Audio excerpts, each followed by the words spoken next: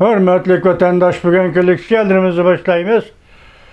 Leksiyarısı da Kadir Ozu Washington'dan sözdeyimiz. Bugünkü islahış 2022 yıl 9. ayının 13. günü. Vaziyet ete 14. günü Amerika Koşmuş Ştatları Kengeş Palatası senatörler Tayvan siyaset kanununu muhakeme kıldı. İşinizde bolsun 9. ayının 14. günü. İkinci vaziyet 9. ayının 15-16. günü Cumhurbaşkanı Reis Xi Jinping avvala Kazakistan bunan eken Özbekistan'dan Samarkand şehriye bardı. Yani Orta Asya'nı ziyaret kılıdı. Kazakistan'da nimdep ziyaret kılıdı. Hazırgıça konkret gün tertip yok. Bırak Samarkand'da Şanghay Hemkarlık Teşkilatı'nın yok derecelikler yığına katmışıdır. Bu vaziyet üçüncüsü tünügüllerden 8. günü mü 9. günü Erkin Asya Radyosu Uygur bölümünün muhbiri Ümit Var Efendi'nin bir parça eslimi karakterlik makalesini yaki haberini okup çıktım. Orada iki isim bir ulu zatның ismi Tohti Kurban, elbette doğru. İkincisi Tohti Kurban rehberlik kılgan partiye. Bu partiyeni Şarkı Türkistan İnkılabı Partiyesi depti. Ona emas. Bu 1960 yılı kurulgan 12. ayda. Ben şahsen o vaxt 19 yaşlık adam. Ben makançılık bilimenden 19 yaş kirgen vaktim. Lekin bu partiyani biz Uyg'uriston İnkılabı Partiyasi. Yani Xalq İnkılabı Partiyasi deb qatnaşqan şəxsiylərdən biriman. Şuna tarixi izlengende evvel biz paketki izlenemiz. Paketki izlenemiz nurgun tarixçilərinin qolunda tarix bürmelendi. Paket özgertildi. Sebebi nime? Çünkü tarih kılıp tarih bitmekçi boğa yaki tarih yazmakçı boğa yaki tarihşünas adamlar dünya karışıdı ki iddivi aletle tarihteki aynen tarihi paketlerini ya özgertidi, ya tüzüdü, ya koşudu, ya alıdı. Şununla tarihteki vakalarının asli kıyafeti özgürlüküdü. Biz Nebice hükümümüz şunu eytey ki yakında biri siz bu tema kızıkıp kaldınız. Nemişki Şarkı Türkistan buldu, nemişki Uyg'uriston bulmadı deydi. Bu menimce tarihçiler tadqiq qiladigan tema emas. Onun üstüge bu tadqiq qiladigan yoki o'rganadigan tema mu emas. Çünkü bu yerda isim yoki millat bu bir kategoriya. Biz bunu leylincha aytib yuraylik, mavzuncha aytib yuraylik, bir kategoriya. Kategoriya o'zgarmaydi. Felsefede kategoriye özgermeydi. Kategoriye şunun için özgermeydi ki o özünü ispatlaş, kaydı eneklaş için ispat talep kılmaydı. Eneklaş talep kılmaydı. Çünkü o Allah kaçan hüküm şeklinde kategoriye şekline aynı bağın hadise. Şuna kaydı ispat talep kılmaydı. Bu vatan Allah Uygur'a belki zimmet. Uygur'un zimmeni bu Uyg'uriston. Uygur'un ismi hem Allah tarafından kayıt kılınan isim Uygur. Başka isim emez. Uygur, vatanın namı Uygur diye isim bilen kelidi Uyg'uriston vatandaşlar. Biz bu kategoriyelik nesini, yoki hükümlaşkan, isimlaşkan nesini inkar kılımız deb avar olmay. Tarihtiki siyasi koymuşçular, aramzadılar, qo'saq vaqtılar. Oturğu kırvelip, aynı çağdaki fahrimiz, dayimiz Sabitcan Damilla adı. Samit Damilla koygan isim, hatta Aksu'da doğan Hocuniza koşulgan isim Uyg'uriston Xalq Cumhuriyeti. Biz şu isimni eslik keltireyli. Şunun için kurash qilyapmiz. İkinci noktada xalqarada bu setilgan devletning Xitoy qo'shib bergan devletning huquqini xalqaro jamiyat talab qilib, aslidagi mustaqilligimizni, jakarlagan mustaqilligimizni asliga keltiramiz deb kurash qilyapmiz vatandoshlar. Şəxsən mən şundaq kurash qilyapman. Amerikada şəxsən mən şundaq da'vo qildim. Hozirgacha da'vo qilyapman. Kongressning bo'lsa bormayman, lab urmay. Mashrabba lab urmag'il. Qilgan so'zingga tavba qil debdi Uyg'ur muqamchilari. Qilgan so'zimga tavba qilmayman, lab urmay. Mening bu so'zlayotgan so'zlarim her günü kongressdan bo'lsa, davlat majlisidan bo'lsa, davlat majlisining ishxonasida aylanib yuraydi desam, siz buning ishini o'rang apandilar. Men shundaq da'vo qilyapman, davlatni qurilgan davlatni asliga keltirish. Bugun mushtimini ko'proq so'zlayman vatandosh. Nima ish qildingiz? 14-15 kuni Samarqandda Rusya Federatsiyasining prezidenti Vladimir Putin bilan Cumhuriyet Halk Cumhuriyeti'nin reisi Xi Jinping görüşüdü. Nayt ciddi halda. Sebebi nima? Hazır Rusya armiyası Ukrayna halkının vatan urushi meydanida mag'lub bo'ldi. Hazır reis Xi Jinping demeyle ma'qul, Jungnanxay bugungi kunda xalqarada Uyg'uriston meselesi, Uyg'uristonda qirg'inchilik, Uyg'uristonda madaniyat qirg'inchiligi, Uyg'uristonda soyqirım, Uyg'uristonda Uyg'ur ona xonim qizlarni tug'utini cheklash, majburiy bola tushirish, Uyg'uristonda majburiy emgak, Uyg'uristonda majburiy nazarbat.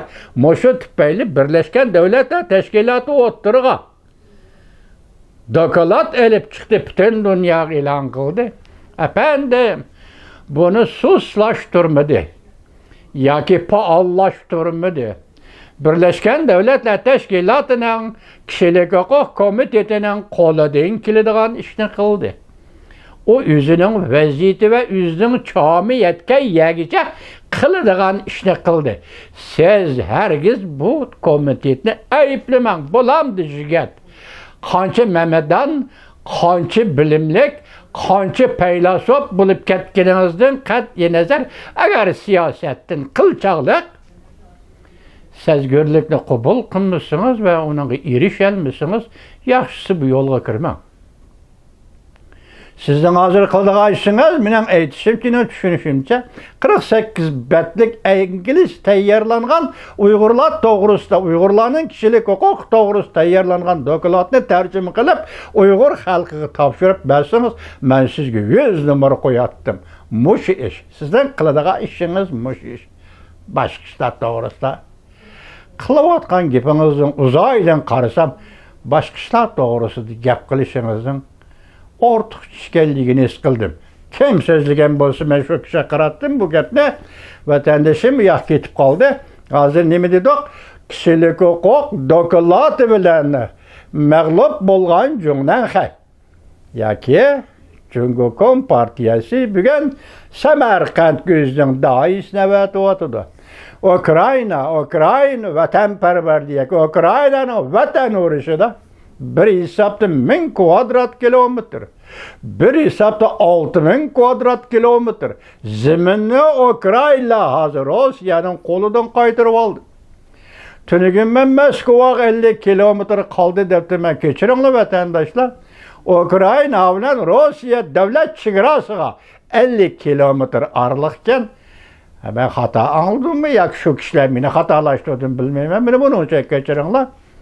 Rossiyaning vaziyati shundoq, Jungoning vaziyati shundoq. Hozir bo'la Samarqandda o'ltirib suhbat qurdi. Qaysi temada? Ishki davlatning chunqurlashtirib yoki taxmi izlangan ahvol ostida Ukraina masalasi to'g'risida suhbat qurishi mumkin emas. Men boshda aytdim-ku. Amerika'da başçılıqda G'arb dunyosi Rossiya bilan Jungoning Ukraina degan masala to'g'risida fikr qilishi yoki Jungoning Ukraina urushida Rossiyani qo'llayman, Ukraina urushida Rossiyaga yordam qilaman deydigan gap bilan so'z boshlashi va so'zni oxirlashtirishi bu mumkin emas.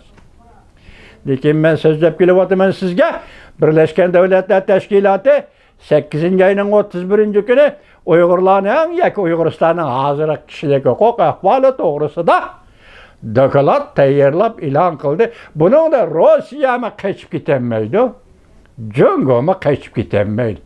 Chunki Uyg'uriston masalasi O'rta Osiyoda Rossiya bilan Jungoga munosabatlik masaladir.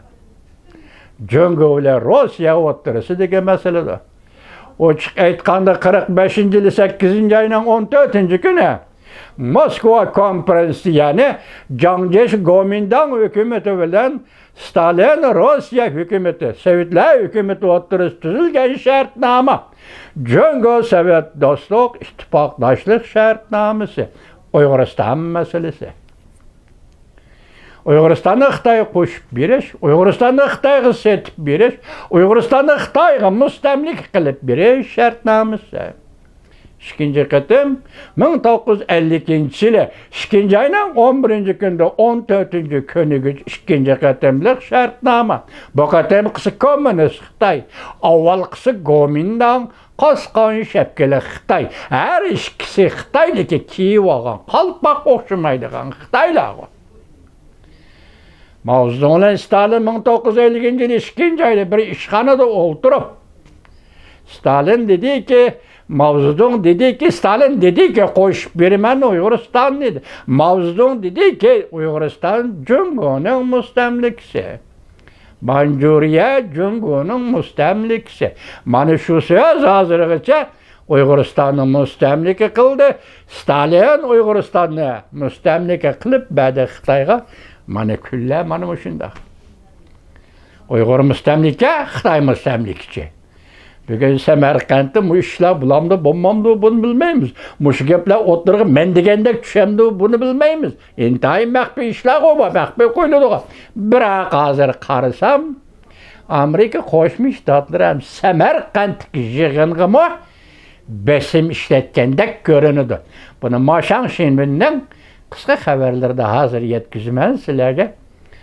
Demak, hozir mayli Jungo, mayli Rossiya xalqaroda yetim qolgan davlatlardir. Hozir qisqa xabarlarda ko'rsizlar, hozir nima dedi? Yevropada turishliq Amerika armiyasining qo'mondoni pensiyaga chiqqan qo'mondoni dediki, dunyo, jahon Rossiyaning yana bir qatim yemirilishiga, yana bir qatim parchalanishiga tayyor turinglar dedi. Ana bugun pulga qaraydigan yillar. Li xonimning torbetida bu xabar yetib keldi. Rossiyaning parchalanishi, Rossiyaning yana yemirilishiga dunyo tayyor turinglar. Men tunugun dedim, Rossiyaning mag'lubiyati bu amaliyotda Jungo kompartiyasining mag'lubiyatidir. Bugungi kunda Rossiyaning yemirilishi va Ukraina urush maydonida mushundaq vatibarigining chiqib ketganligi amaliyotda Jungnan Xayning Uyg'uriston masalasi bo'yicha vatibariga chiqib ketadiganligining beshoratidir. Men bu leksiyalarimda so'zlab bo'lgandan oxirida Prezident Vladimir Putinga murojaat e'lon qilaman. Undan keyin Jungoning raisi Xi Jinpingga murojaat e'lon qilaman. Vaqt to'shdi, vaqt yetdi. Balki siz dal shu vaqtning ichida ishlayapsiz. Balki siz dal shu vaqtning ichida harakat qilyapsiz. Balki siz shu vaqt ichida xalqaro o'tirg'i chiqqan masalalarga javob qaytaryapsiz, ham javob qaytarasiz. Vaqt degan shundaq narsa. Tarix degan shu vaqtning ichida paydo bo'lgan. Endi leksiyalarni boshlaymiz, hurmatli vatandoshlar.